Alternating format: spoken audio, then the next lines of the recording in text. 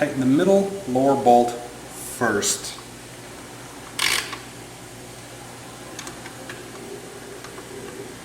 Now the reason we put that shim in there is because if you need to shift this fender just a little bit, you can rock it back and forth slightly on that shim by tightening and loosening certain bolts.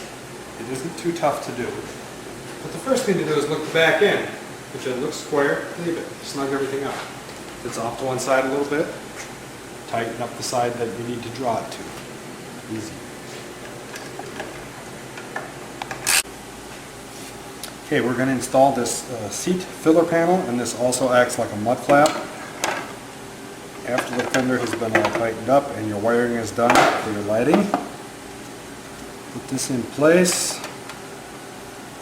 These in place, use the stock fender clip that you pulled out of your bike.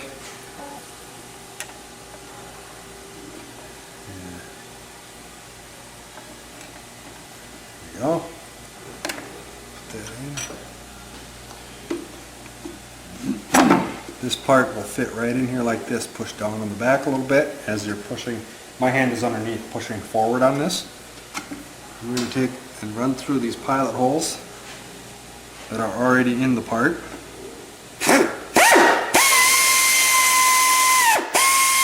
Go all the way through.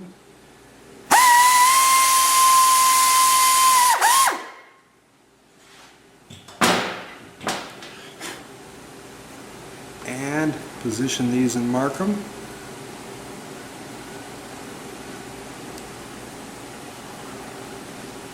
We're going to take those out and drill out those. Now we're going to put a pilot hole right in the center of this mark.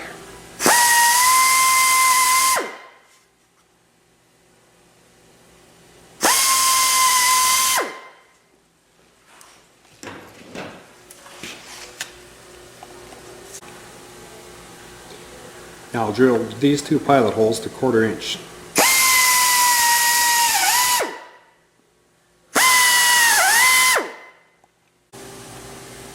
These are bolted from the outside and tightened up first.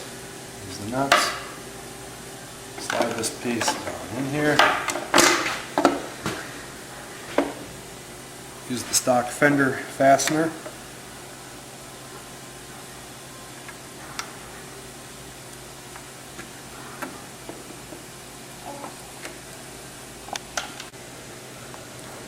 Finish this panel up by putting these two screws in and tightening them up all the way through.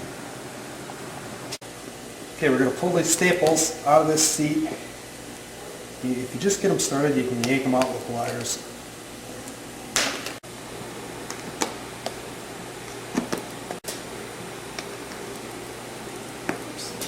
I pulled these staples off from right about in here all the way around to the front where it hooks. So we have this much to take off. We also pulled off both of the outer bumpers, leave the center one. Before you get all the way done with your seat fitting, grind this about halfway down to this pocket.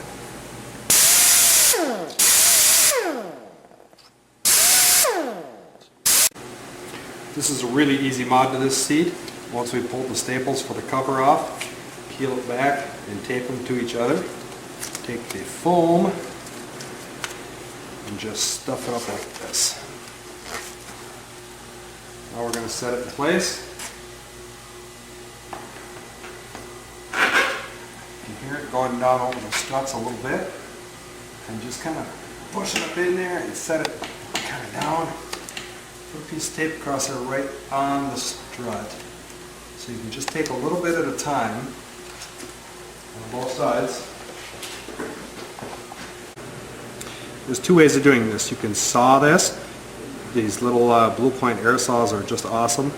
Or good side cutters. It's just ABS plastic. It isn't too difficult to cut. Just nip out a little bit at a time.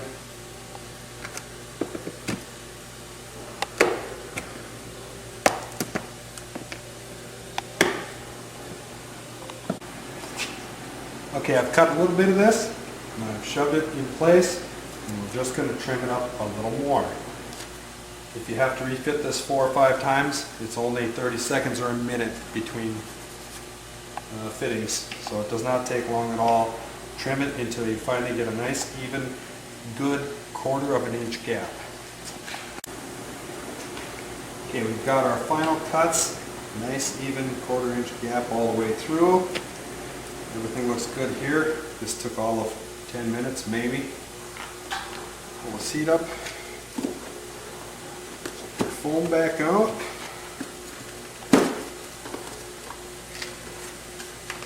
Something as simple as an electric carving knife.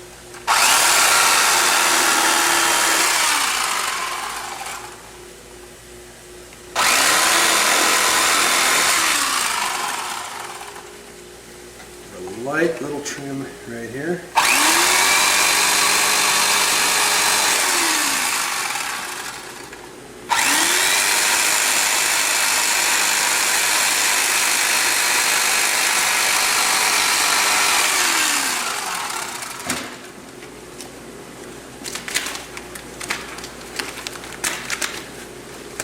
Test fit.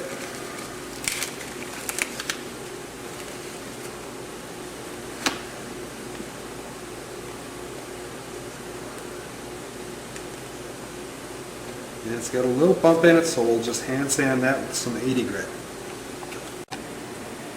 Now all you do is re-staple.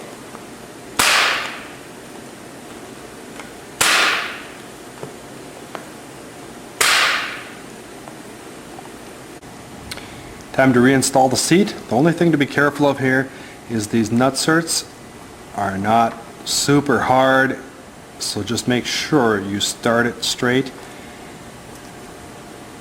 and tighten them by hand. Don't cross thread it. Make sure the seat is all the way ahead. Done.